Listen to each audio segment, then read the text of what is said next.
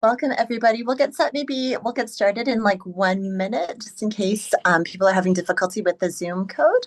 Sound good?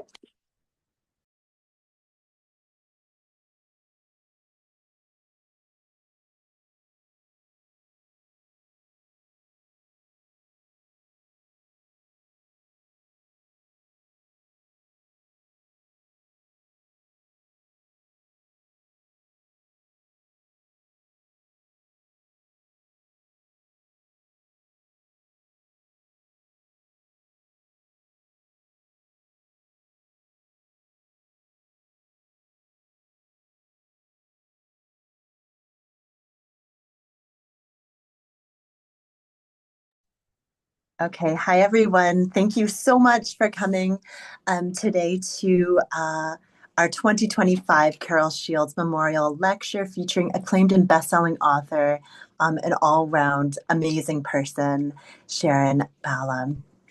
I'm Jenny Hadrian-Wills, a member of the Department of English, and I'm so pleased to be hosting this event. I feel like I'm a little bit out of my league here, so I'll do my best, I think.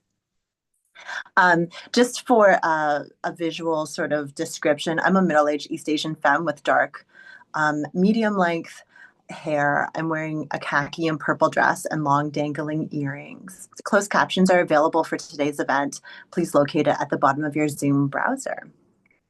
A quick note also, you may have noticed today's lecture is being recorded, so please turn off your screens if you do not wish to be perceived in this way.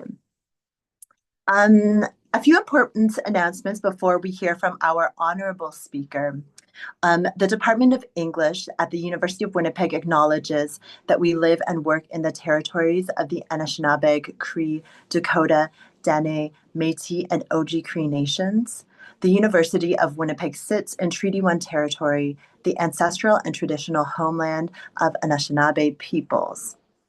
Treaty 1, signed in 1871, took this territory from seven local Anishinaabe First Nations in order to make the land available for settler use and ownership. This land acknowledgement is about being clear and accurate about the original peoples of this land, as well as other Indigenous communities who lived and continue to live where the University of Winnipeg stands. It is an expression of respect and appreciation for those ancestors and their present-day relatives who continue to love and care for the land. We offer this acknowledgement in the belief that doing so will help us be mindful educators, researchers, and members of the University of Winnipeg community. That said, land, water, and cultural acknowledgements are hollow and self-congratulatory, especially in the absence of action. It does not escape me that several Indigenous-led groups have requested the ceasing of these lip service statements in the face of governmental and social delays in searching land and water, including landfills, for the remains of missing and murdered Indigenous women, girls, and two-spirit individuals. Just in the last week, the bodies of Mercedes Myron and Morgan Harris were discovered in the Prairie Green landfill just north of Winnipeg. I want to also note that the Department of English at the University of Winnipeg unequivocally, but I guess also univocally, supports the right to free speech of its members as defined in Article 7 of the UFA Collective Agreement for RAS and Article 5 of the UFA Collective Agreement for CAS. We are a department that includes, among others, Indigenous, Black, Asian, Jewish, Arab, and Global South scholars, creative writers, staff, and students, some with direct experience of living under colonialism and occupation, who specialize in critical race studies, genocide studies, settler colonial studies, decolonial studies, Black studies, and Indigenous studies. Many of our members are anti-racist scholars who strive for meaningful equity in their pedagogy. These areas necessarily entail critiques of settler colonial formations and of acts of genocide, both in the past and in the present. So the reason we come together today is to receive and learn from an illustrious and wonderful fiction writer who has served as the 2025 Carol Shields Writer-in-Residence here at the University of Winnipeg. The Carol Shields Writer-in-Residence program, established in 2006, has hosted many Canadian scholars over the years. My note says now insert this, so I'll just be looking here for 1 second. As some of you already know, the Carol Shields Writer-in-Residence program was made possible by a generous donation from the Shields family. The program name honors the memory of Carol Shields, Pulitzer Prize-winning novelist and Chancellor of the University of Winnipeg from 1996 to 2000. Carol was also a generous mentor to emerging writers, so this program is a fitting tribute to her. So the run of show will be as follows. Sharon's going to deliver her brilliant lecture to be followed by an open Q&A and or discussion and or I guess just basking in the brilliance of our writer in residence with all of you folks. So please feel free. You can either raise your hand because it's not a webinar to ask a question, or you can enter your question in the chat. I'll try to keep an eye on that as we go. Okay, now here's like the juiciest, most exciting part, and that is the bio. Sharon Bala's best-selling debut novel, The Boat People, won the 2020 Newfoundland and Labrador Book Award and the 2019 Harper Lee Prize for Legal Fiction, was shortlisted for several awards and is in translation in 4 languages. She won the Writers' Trust McClelland and Stewart Journey Prize in 2017. Her short fiction has been published in Best Canadian Stories 2024, the Journey Prize 29, Hazlitt, Grain, Prism International, The New Quarterly, Maisonneuve, and elsewhere. Sharon is a member of the Port Authority, a St. John's writing group, and you can visit her at sharonbala.com.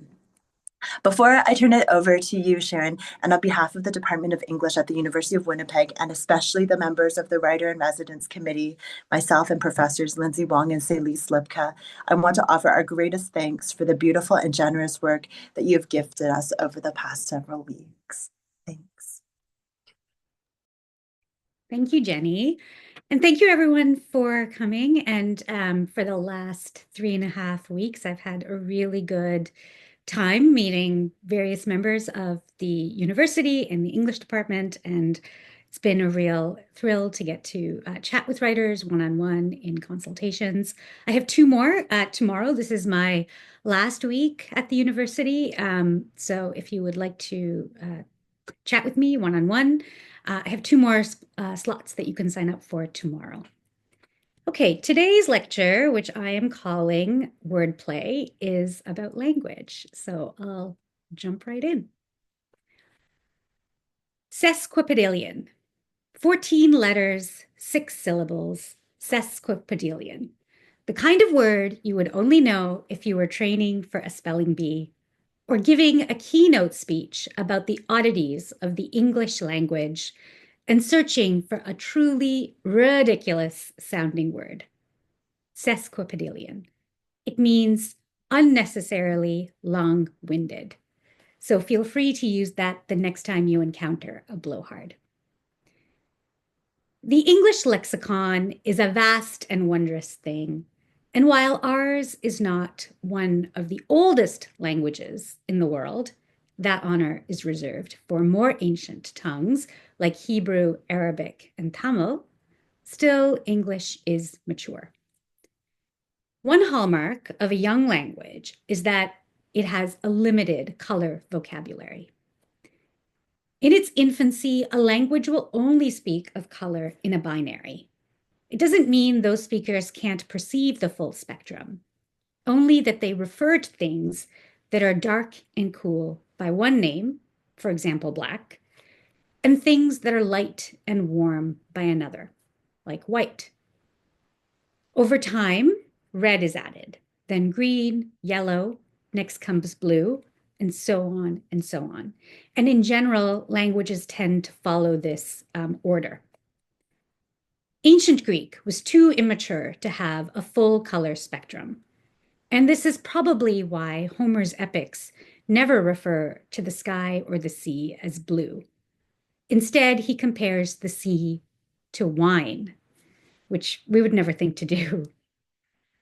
Aren't we lucky then to be living and writing in English in the 21st century, where we have names for every color on a pride flag and then some? We have cerulean and chartreuse and millennial pink. What an embarrassment of riches compared to poor Homer, who was reduced to describing, weirdly, even his oxen as looking like wine. Meanwhile, we have a plethora of adjectives and adverbs. You might call the night sky numinous or an acquaintance's personal style louche. You might criticize a fellow student's argument as inchoate or praise a colleague's sedulous work ethic. The pineal gland is a teeny tiny part of your brain. Looks like a pine cone, and it was named after the Latin word pinea. The fact that at some point in English's history, someone took the time to not only discover this bit of anatomy, but christen it is proof of our astonishing good fortune, the opulence of our vocabulary. And yet, all these words in English's lexicon, roughly a million, give or take 250,000, according to Merriam-Webster, all these words cannot, strictly speaking, be trusted. English is a liar's tongue. The words in our language are completely insincere. Take the word abbreviation. 5 syllables, a dozen letters, not exactly brief. Here's another 5-syllable word, monosyllabic. Sesquipedalian. These $50 words are too long, too many syllables. One thing I like about short words is that some of them can be read the same forward and backward, like mom, dad, civic, level, kayak. Put a pin in Hayek. We'll return to that one later. Noon, rotator, tenant, deed, the name Anna, the phrase, was it a cat I saw? But do you know what can't be read the same forward and backward? Palindrome. English language learners would be forgiven for thinking the language is purposely trying to trip them up, because our dictionary is chock full of words that are spelled the same, but have wildly different meanings in just slightly different pronunciations. Minute, minute, row, row, tear, tear, wind, wind, content, and content. But at least heteronyms sound different. What about the words that are spelled the same and sound the same, but have opposite meanings? A screen can provide cover or be the incredible technology that allows you in Winnipeg to see me in St. John's, several time zones away. A couple is bound together in holy matrimony until one partner bounds away.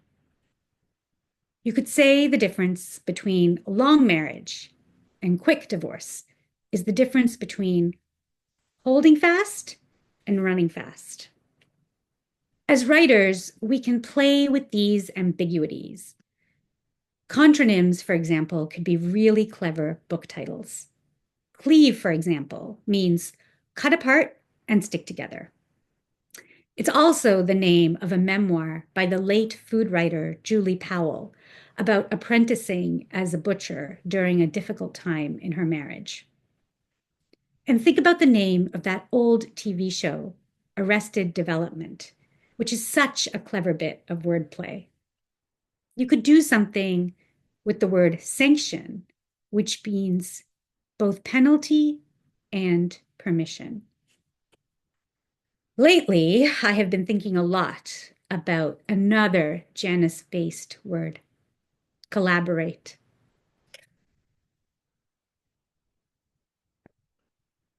The only way to decipher contronyms like left, buckle, and overlook is through context and tone.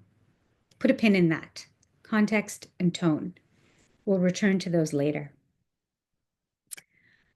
But then there are those contradictory word pairs we use so often without even thinking about it, and unironically, that they have become cliches. Pretty ugly, awfully good, organized chaos, same difference. The word oxymoron is one of my all-time favorites.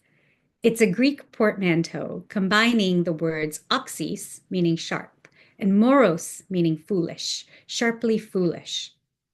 Appropriately, oxymoron is itself a contradiction in terms, unlike hyphenated, a word so insincere it does not even have the good grace to include a hyphen. But of course, unhyphenated does. But it's not just words that are slippery, phrases are too. Common expressions can be ciphers, unwritten codes that outsiders must break. As a Newfoundland writer, I'm contractually obligated to mention a couple from the island. The arse is out of her, meaning the situation has seriously deteriorated, what the British would call gone pear-shaped or tits up. I just love these colorful expressions, which are so evocative of utter catastrophe. When I hear the arse is out of her, I think of a boat, say a small fishing vessel, somewhere in the middle of the freezing North Atlantic. There it is. It's puttering along, going back to shore, weighed down by a good catch, and then suddenly sputters to a halt. Maybe it lists. Because the engine's fallen off, the arse is out of her. But my very favorite Newfoundland expression is now to once, as in, I'll be there now to once. The idiom mixes tense, technically ungrammatically, to express swiftness and completion, a body in motion, both arriving and arrived. I'll be there so quickly, I'm practically there now.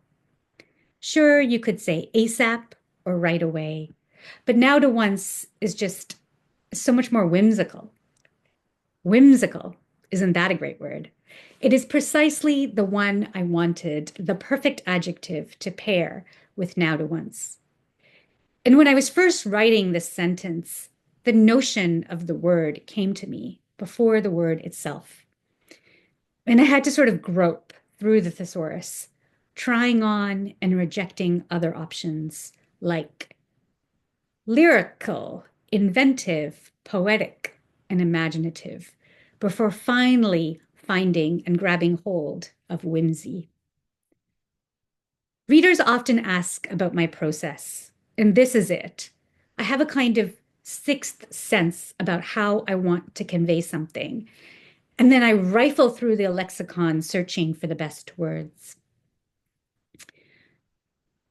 Some declarations, like she's come from away or he's best kind, mean exactly what they say and can be taken at their word. But there are other, more thorny expressions that both do and do not mean what they say. Consider the Southern US expression, bless your heart. You might use it to convey real, genuine sympathy and affection. And in some ways, bless your heart reminds me of the freewheeling way Newfoundlanders throw around the words love and duck. Like, you'll be in for some hideous medical procedure, as I was recently, and the nurse will say, there now, my love, just relax while we jab you with these needles. Or you'll hop in a car at the airport and the cabbie will say, where to, ducky? But bless your heart, in the Southern US has a second meaning. After actors Jennifer Garner and Ben Affleck broke up, he was photographed on a beach sporting, let's call it an eye-catching tattoo on his back of a phoenix rising from the ashes. And if you haven't seen this, please Google this after the keynote. But when asked about this in an interview for Vogue, Garner, who is a West Virginia native, said, you know what we would say in my hometown about that? Bless his heart. And then she winked. Bless your heart. You can say it with genuine feeling or turn the idiom on its head. use it with contempt as a precursor to an insult. And the only way to understand the true meaning in any given circumstance is to take into account the context and the tone. There's the way that Sri Lankans, for example, use the word simple to describe someone, usually a woman. It's always said with this soft, really gentle inflection that feels suggestive of praise. Have you met so and so's new wife? Oh, yes. She's a sweet girl, a simple girl. Does that sound like a compliment to you? Because it's not. It just means the girl is compliant, maybe even timid, too brainless to cause trouble. Everyone likes a simple girl, but no one respects her. In both cases, bless your heart and simple, the words are a screen, the real meaning unspoken. No surprise, the cultures that birthed both these Trojan horses are ones in which women are expected to act nicely. There's so much to be inferred in expressions like these, beneath even the cutting subtext, a deeper story of cultural context. In the case of the South and Sri Lanka, it's a passive, aggressive, surface level niceness, a stubborn roundaboutness that refuses to look you straight in the eye and tell you the honest truth. Context and tone. There's a lesson here for writers. If you provide enough context or hint at the tone, you can offer up the text and let the reader guess at the subtext that's underneath. You know what we say in my hometown about that tattoo? Bless his heart. Wink.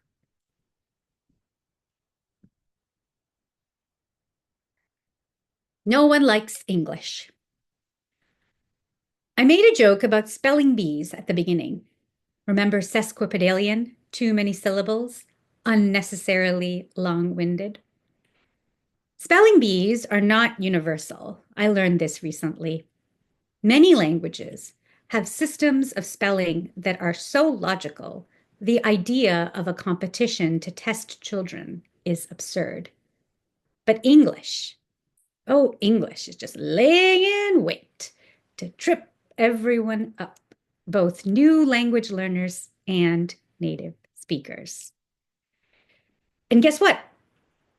We can blame snobbery for a lot of this.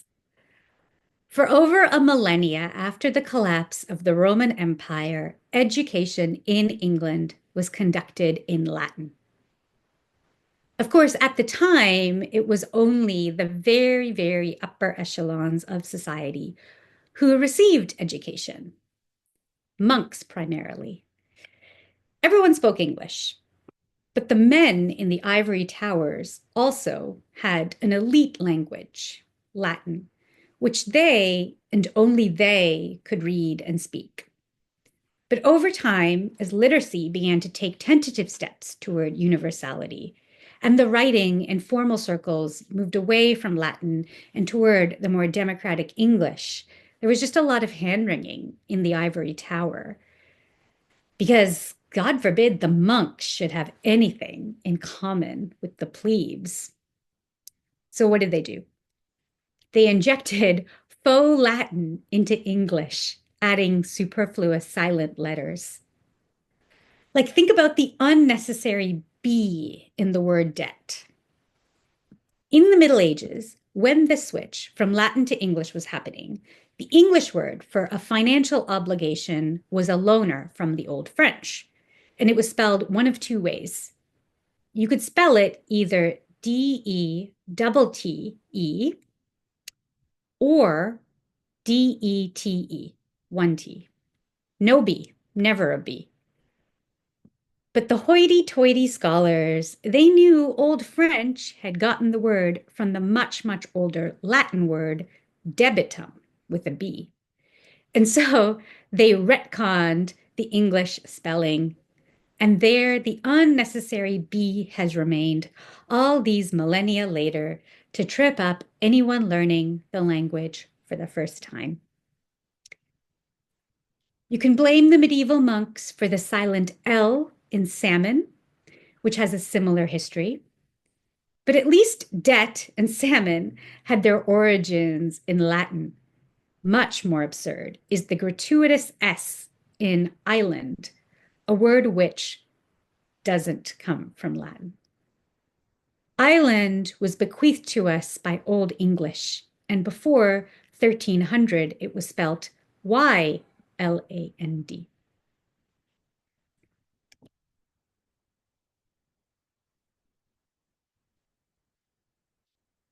English rewards invention. Exophony is a relatively new word.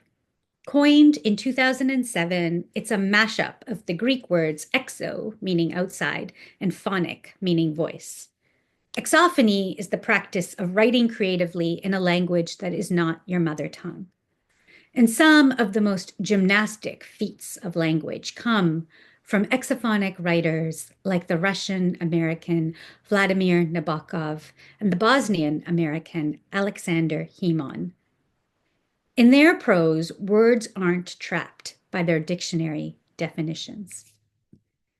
For example, in a short story called About Bees, Part 1, Alexander Hemon describes a character's handwriting as a cursive so tense and weak it seems evanescent.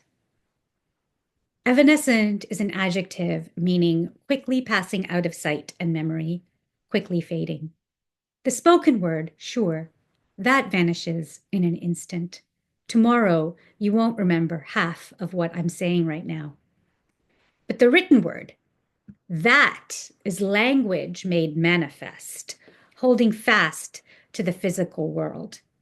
And it takes a special writer to even think about describing handwriting as vanishing.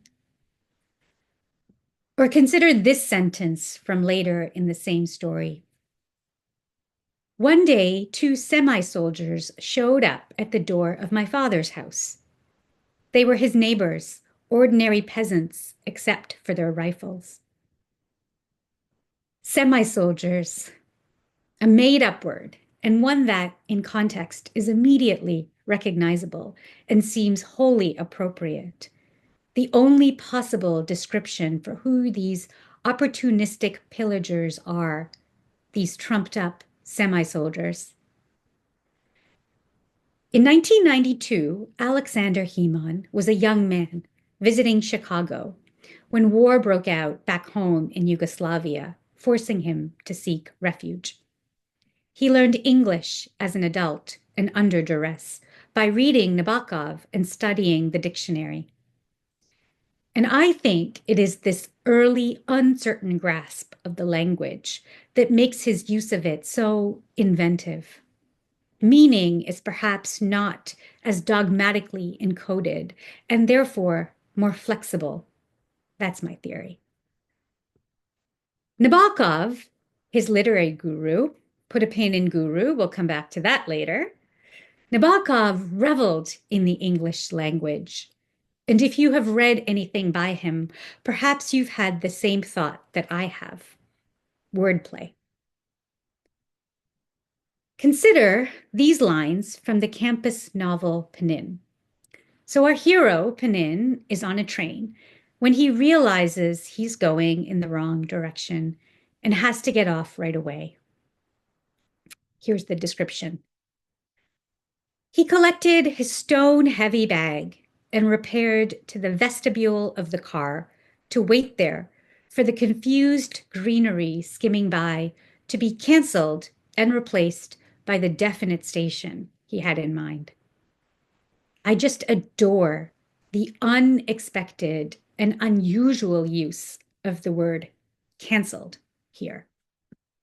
A weaker writer, like me, would have used the words slow down to describe the train's arrival at the station. And listen to this passage a little later in the story. So at this point, Penin is on a bus and realizes once again that he's going the wrong way, this poor man. With one hand, the driver grimly milked out a handful of coins from his little machine, refunded him the ticket, and stopped the bus.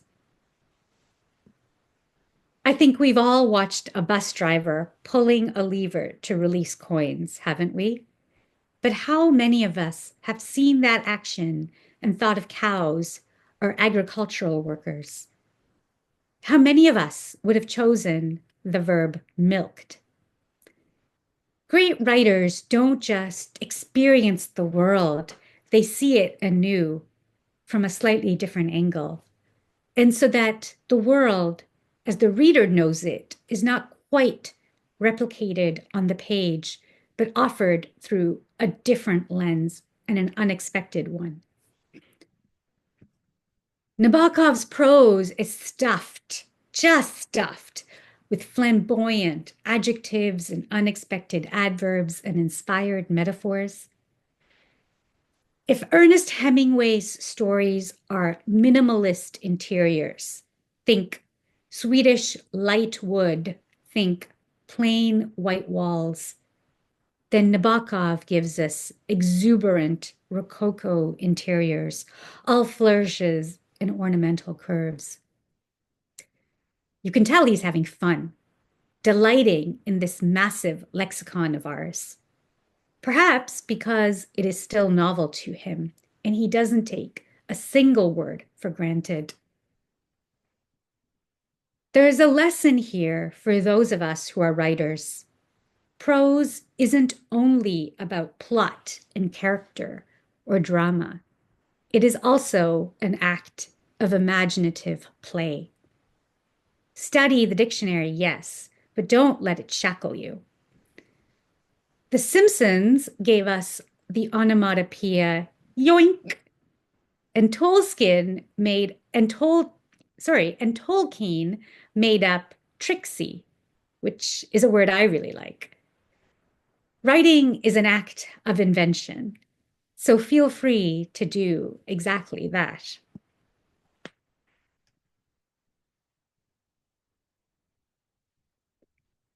English is not English. I asked you to put a pin in guru. That word comes to English from Sanskrit by way of Hindi and Punjabi.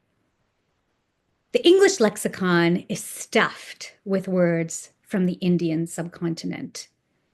You'll recognize all the obvious ones like mantra and karma and nirvana and yoga.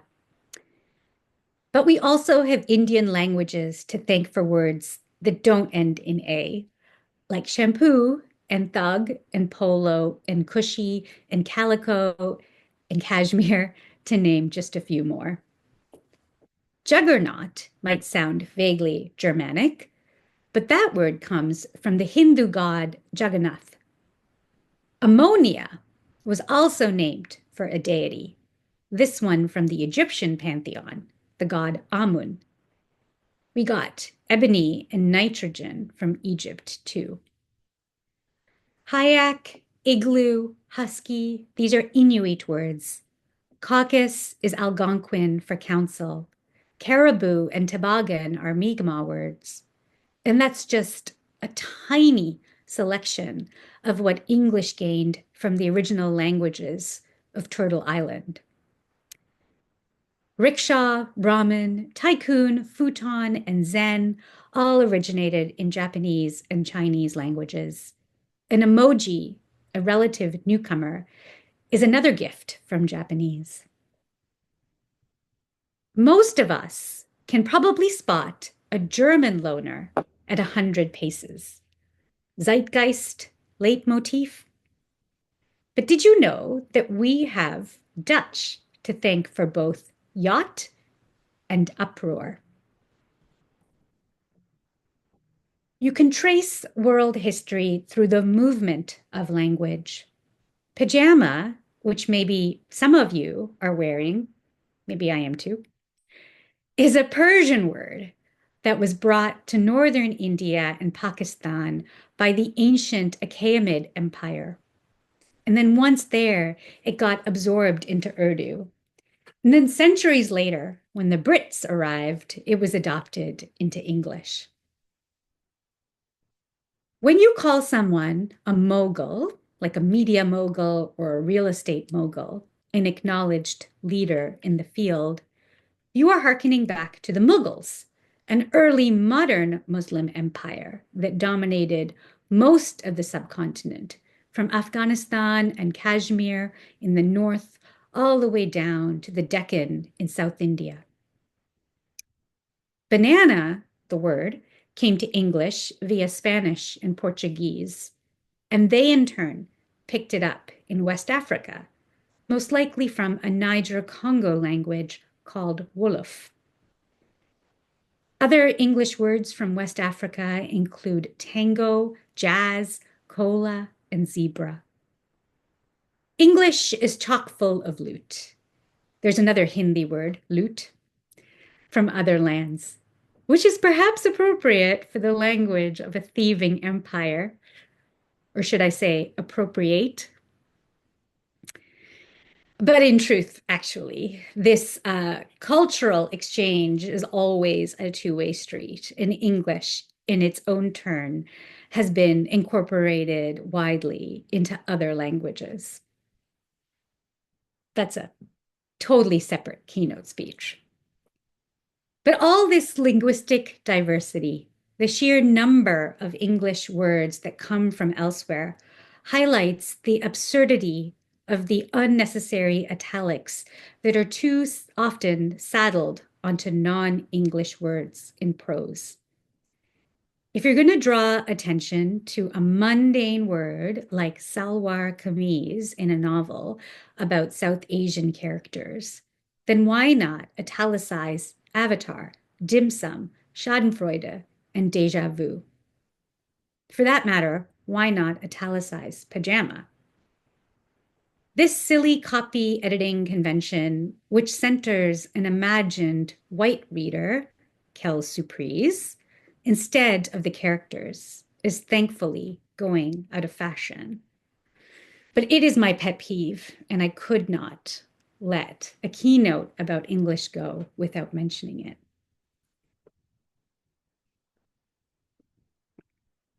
The vocabulary, grammar, and syntax of English is a pastiche, a mishmash of other languages. Pastiche, of course, is originally French. It means a bit of this, a bit of that, hodgepodge. Hodgepodge, another great French word, is actually a kind of a stew. We altered the spelling and the meaning before adding it to our collection in the 1400s. It's not just individual words, though. English has such a crush on French. It borrows whole phrases. Bon voyage, que sera, sera. French, I don't know, it's got that special something, I guess, that je ne sais quoi. Plus ça change. This depth and breadth of influence, our language's incredibly varied heritage, is part of the reason why English can seem so perversely illogical and contradictory. There are rules, famously, I before E except after C, and then there are 100 exceptions. Weird, receive, deceive, science, and so many more. But at least, our language is not gendered. Dodged a bullet there because, oh wow, do people get het up about gender? Het up is a synonym for worked up, and it's pretty common in the north of England, though it isn't so much here. But of course, the singular they is not new. Gen Z, credit where credit is due, has contributed so much to the lexicon. Riz, yeet, delulu, but they don't get the credit for this one. Gender neutral pronouns have been part of English for centuries, at least since the 1300s, when it turns up in both a romance novel and Wycliffe's translation of the Bible. A couple of centuries later, we find it in Shakespeare. But maybe don't tell conservatives or they'll want to cancel Shakespeare and Dickens and Austen because Charles and Jane also used the singular they in their books. They is an old story, but there is plenty in English that is shiny and new. The last couple decades in particular has been a boom time for English dictionaries. Selfie, girl boss, clickbait, photobomb, gremlin mode, doom scroll. Karen has made the leap from given name to archetype. And Chad is trying his best to do the same. Just as new words are born, old words can morph and take on new meanings. A few decades ago, a computer was a person who worked out complicated calculations longhand. Then the word was exclusively applied to bulky machines. Now, those machines are so ubiquitous that the word is not much used. And instead, we talk about our phones and laptops and tablets and e-readers. Nouns like gift and action and scale have taken on side hustles as verbs. And honestly, in this economy, can't blame them. I think we should verb more nouns. What'd you do last night? I potatoed on the couch. English used to collect words like souvenirs when its speakers ventured into other lands.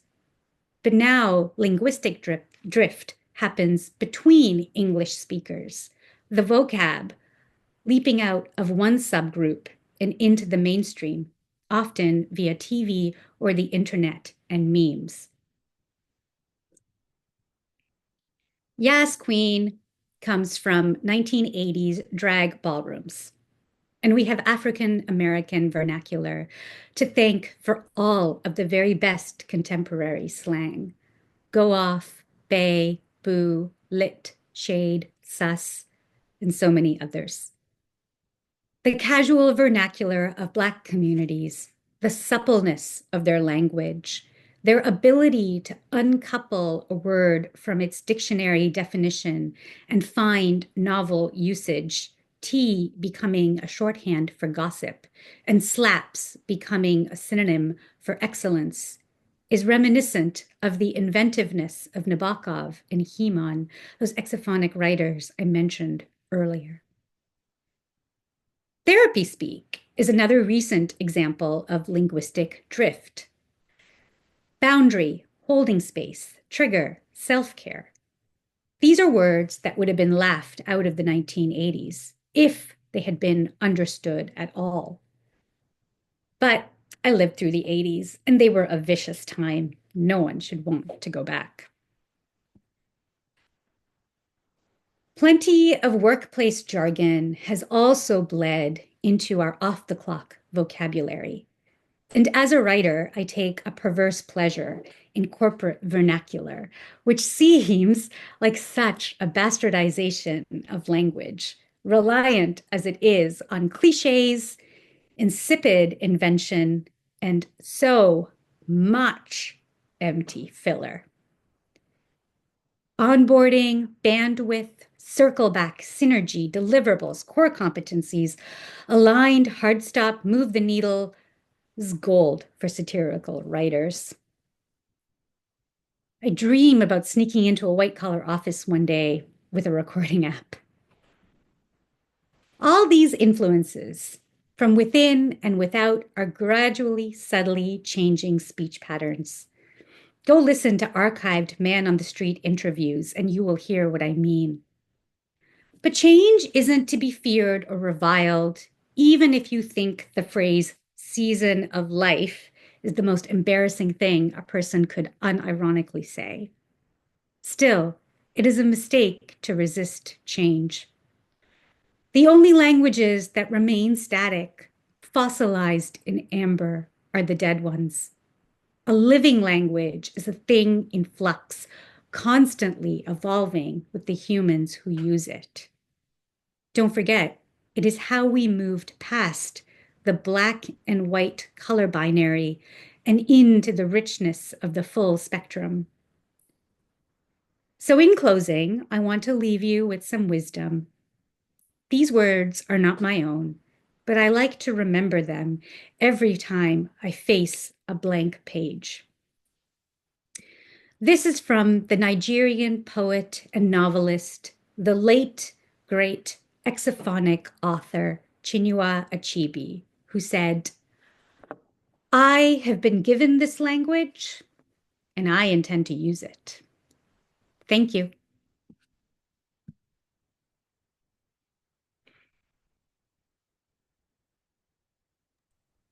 Thank you so much, Sharon. That was, um, I'm kind of speechless because, like, all of the things, it was so informative. I can't even imagine how much research went into that project, but it was humorous and it was like, oh, it was informative, it was moving.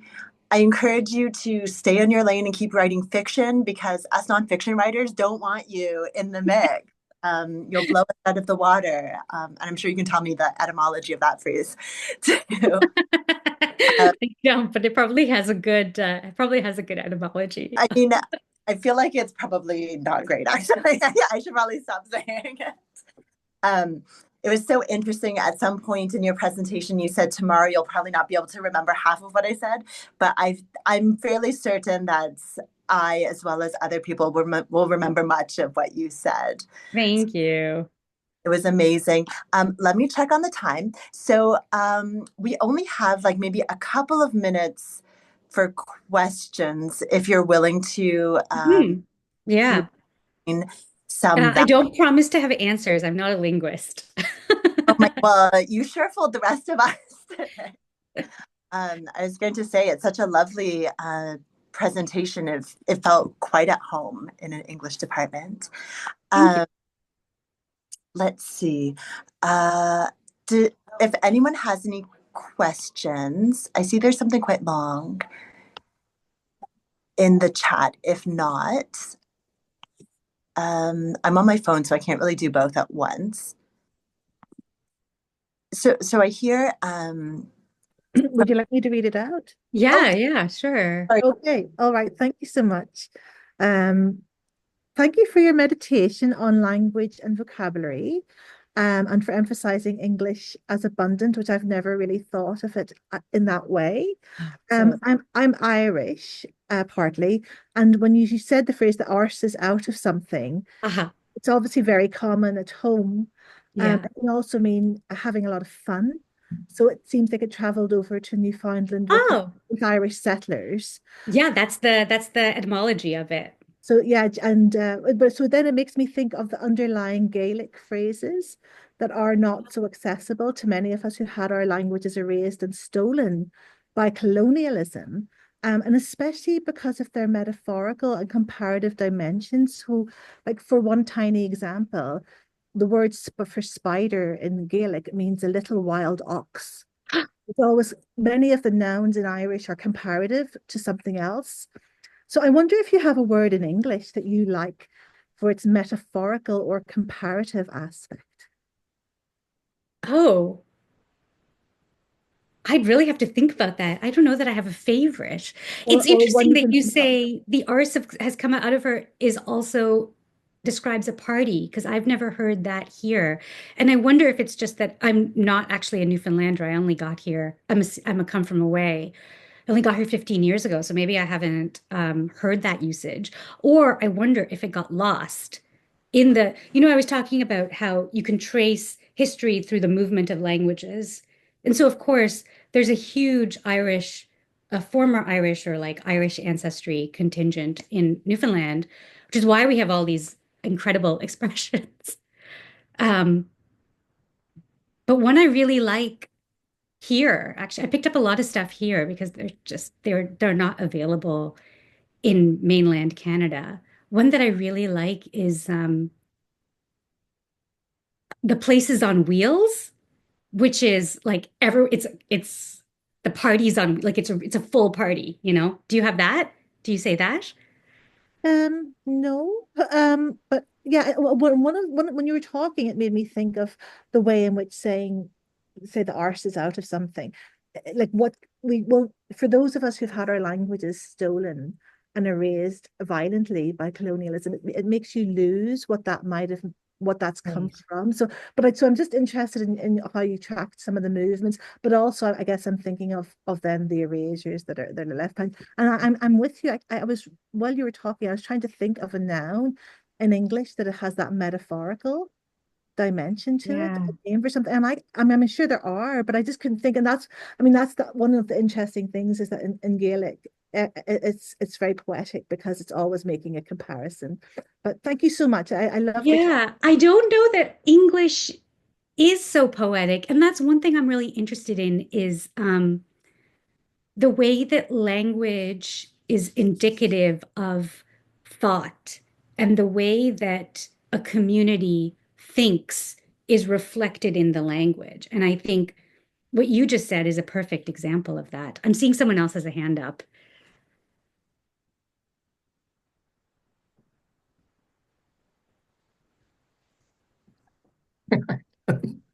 Hi Sharon, Hi. thanks a lot for this amazing talk. I was I don't know, I felt like writing and it was fun to see the kinds of excitement I think you brought to and otherwise what I thought wasn't exactly exciting about the English language. You seem to celebrate what some of us usually consider as genocide and violence done to, uh, I mean, the very makeup of English in this way. I think some of us have very interesting relationship with that. And Yeah. when you cited Achebe at the end, I felt, oh my goodness, I have to just say this because Chinua Achebe, as I knew him, wasn't particularly very enthusiastic about the English language, and what he did or the kinds of ways he forced him to use it to tell stories instead of Mm, using his Igbo language. So I'm yeah. wondering how you grappling with that tension of being compelled in this way to use and celebrate English as against Yeah. other languages that English coming forward in this way are destroyed. Yeah, it's interesting that Chinua Achebe quote comes from, I think it came from an interview, right, where he was asked, why are you using English, the language of the colonizer? And I think, yeah. And I guess his take was, well, I've been given this and I'm going to use it. Almost like I'm going to use that tool against them, or I'm going to use it for my own people and for my own. That's my take on what he said. English is my only language. I have a little bit, like a very tiny bit of Sinhala and like 3 words of Tamil. So I have no choice but to use English.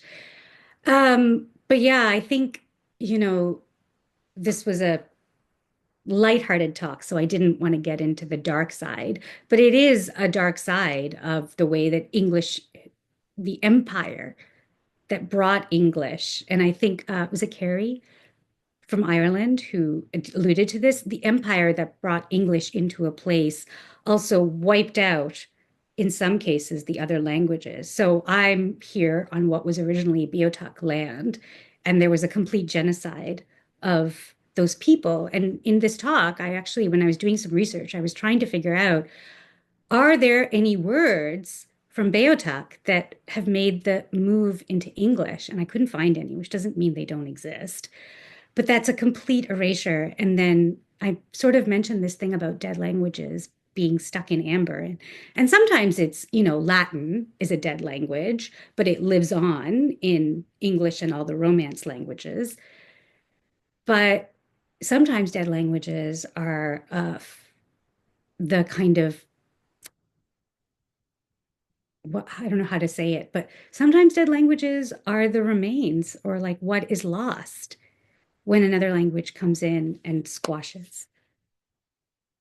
Thank you so much. Just to add, finally, African American English is not vernacular. I think some people would fight with you over Oh, that. sorry. Yes, I think you're right.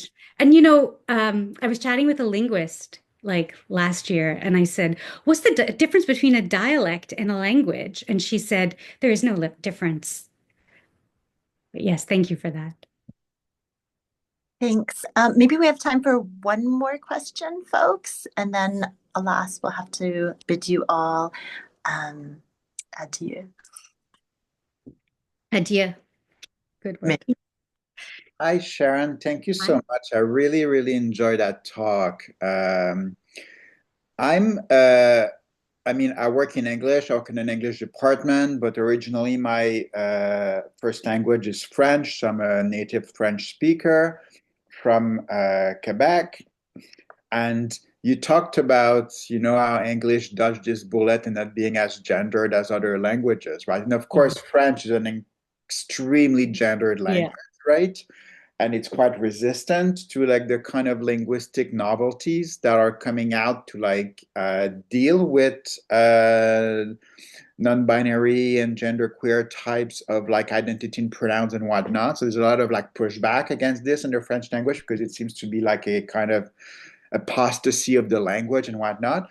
But beyond its very gendered language, I think the French language is also extremely classed, right? There's a sense that Say I more. feel very fortunate for myself to have had French as a first language. So I wouldn't have to try even to learn it as a second language because it's so unnecessarily complex and complicated that it seems inaccessible, right? And there is this very deeply class quality to it as well. So I wonder if you just had any thoughts about that as well in terms of English, the articulation between language and class, if you had any insights about that or thoughts about that.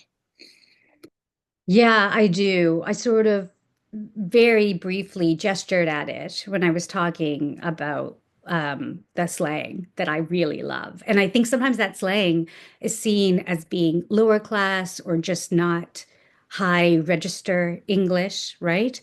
Um, but actually, I think what we do when we think of language in these ways of being upper and lower register, or the kind of language we would use in a certain setting and not others, is we don't notice what's actually amazing about a lot of like, like what would you call it? Like slang. You would call it slang, maybe, or lower class language, which is that they are incredibly inventive and much more pliant than I think upper register language is. And it's much more colorful and it's much more playful. And that's kind of why I wanted to draw that connection between Nabokov and something like T or Sus, which I think is like playing with language in the same kind of way. Um, yeah, French is I mean, I took French all through school. It's so difficult, but I never thought of it as being difficult because of the classes. Yeah, it just seems that the rules of the language has made literacy in French particularly difficult and very, yeah, it's kind of in this way that I find it like very classed in its historical journey of Maybe it's a similar unnecessary thing. complexity, you know? Maybe it's a similar thing to the way that English developed, where these like highfalutin monks were like, let's make it inaccessible, purposely inaccessible to the peasants. All right. I think that's a good place maybe to wrap up today's presentation and event. Again, thank you so much, Sharon, for that deeply researched, deeply thoughtful, and I think one that will continue people's sort of brain cells going forward.